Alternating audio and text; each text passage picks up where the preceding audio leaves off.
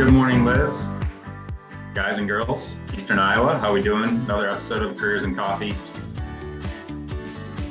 It's a great day in Cedar Rapids. Another great day, summer day. It's hot. My plants are dying in my yard, so I got to get we need some water, we need some rain. Hopefully it comes soon. But, it's summertime. What can you expect? Yeah. Well, today, let's just go ahead and dive right into it. Let's talk about what makes an employer a great place to work. Yeah. And I know I think I'm on my 7th or so employer since college, but Liz, I want to know from you what you think makes an employer a great place to work.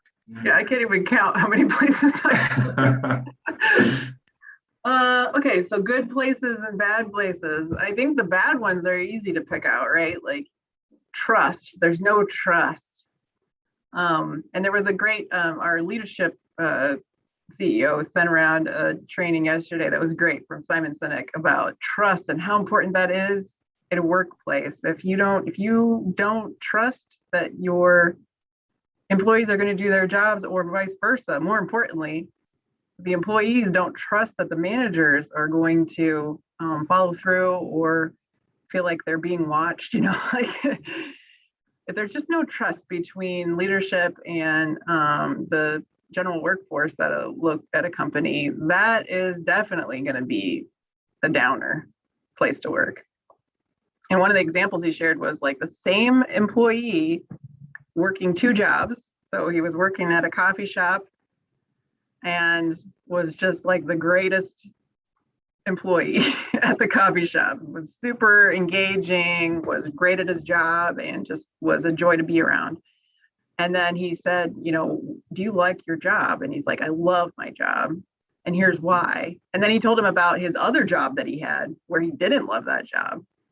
And it was like, he felt like the managers were always watching him to make sure, always trying to catch him doing something wrong, and just was not a positive work environment. So trust, and that's difficult in a job interview, I think, to figure out.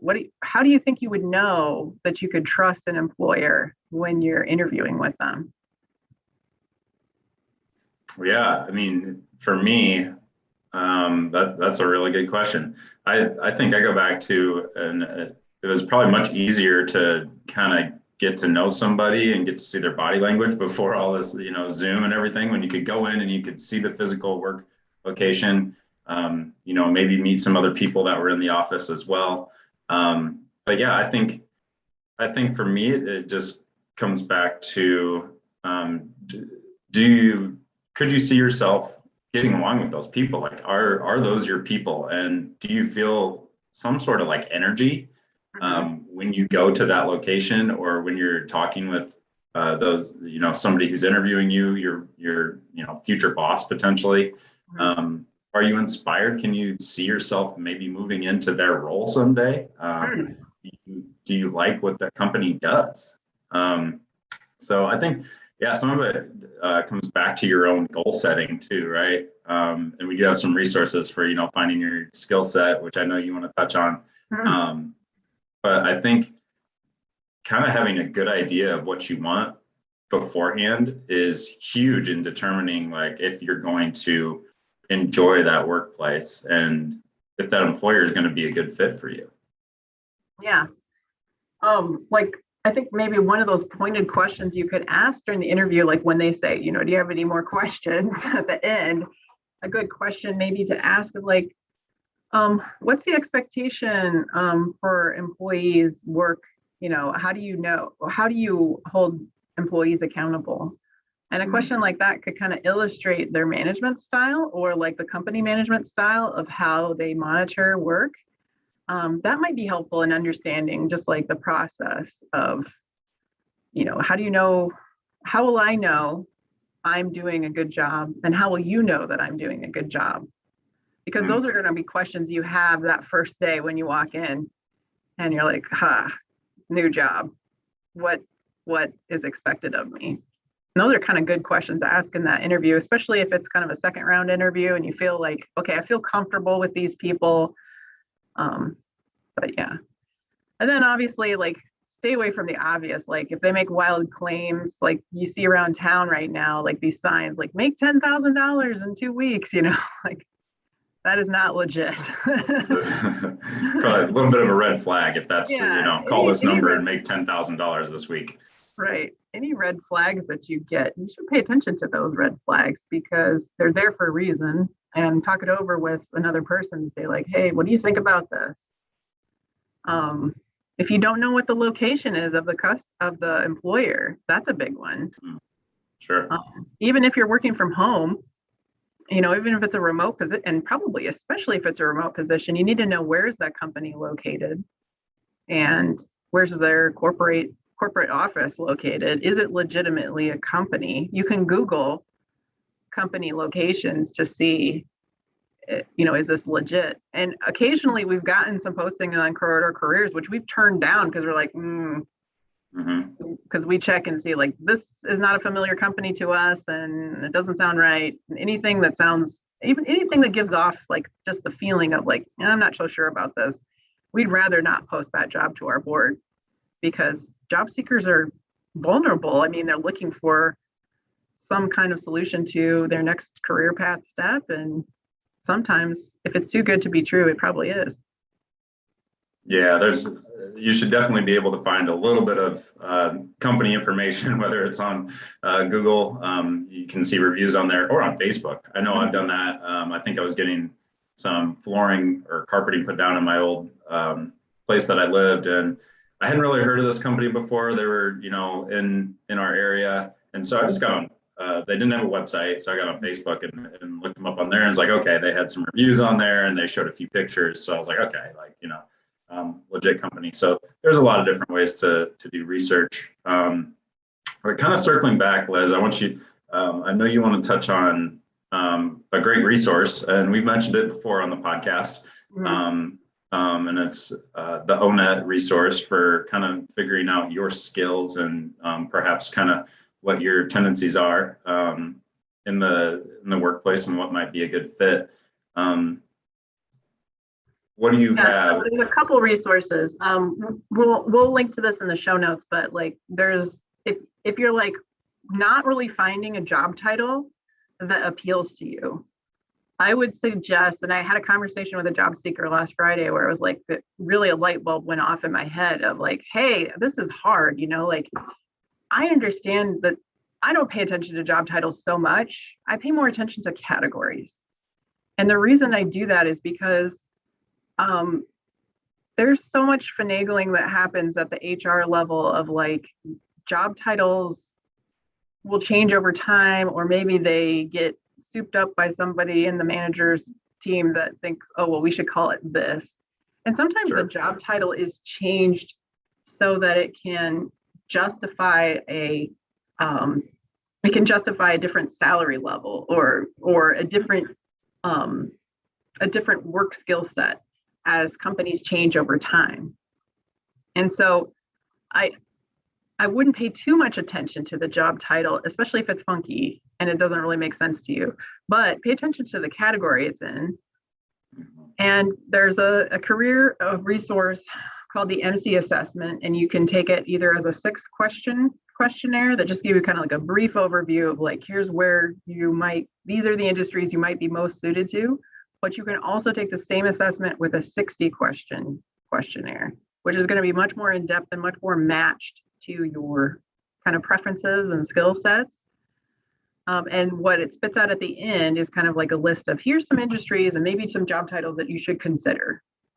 And then you can take that information and like, okay, well, I'm really good at customer service. I don't necessarily want to be on the phone every day, but I might want to use those customer service skills because they're strong. I have strong skills in customer care. And so you might think about, okay, well, how else could I use customer service? And admin and clerical jobs always use that skill set as well.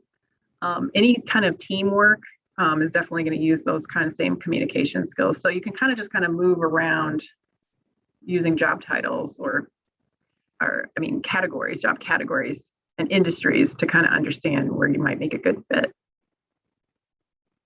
Yeah, I agree. And I think that's a super good point about, finding that job industry that kind of makes sense to you. And I mean, even, I've read some books in the past that basically said, especially if you're just getting started in your career, get into the industry or like with the company if you can, even if it's at a very ground level, right? And you can work your way into the job. I mean, most people don't have their dream jobs, fresh out of school, and sometimes not many, many years after that either, right? But if you can get into an industry and something that you're interested in, and grow into, a role that you may want long term, that's really a good way to go about it, I think. Yeah, and just kind of piggyback to like what makes a good company, like a great place to work.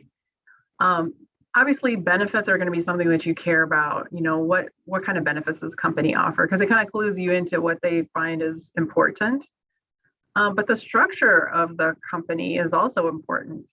And I'm biased because I work at an ESOP, which is an employee stock ownership plan, like an employee-owned company.